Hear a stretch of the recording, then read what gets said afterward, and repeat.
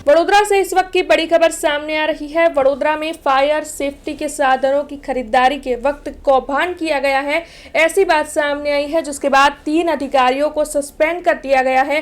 और इस बारे में ज्यादा जानकारी म्युनिसिपल कमिश्नर अरुण महेश बाबू की ओर से दी गई है। दरअसल वडोदरा महानगर पालिका की ओर से 3.17 करोड़ रुपयों के फायर सेफ्टी के साधनों की खरीदारी की जानी थी, जिसमें कौभांड हुआ है, ऐसी बात सामने आई।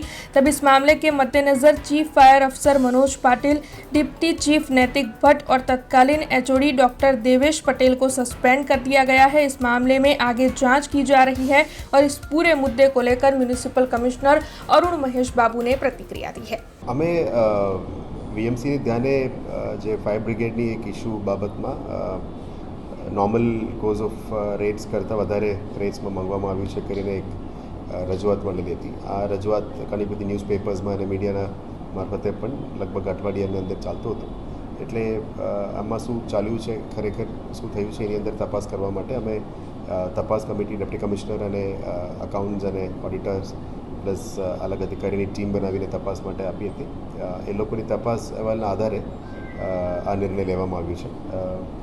એટલે આ તપાસ અહેવાલ અત્યારે જે રજૂ કર્યું છે આના આધારે જે નિર્ણય લેવું છે, હવે પછી ડિપાર્ટમેન્ટલ એન્ક્વાયરીનું કાર્યવાહી આગળ કરવામાં આવશે।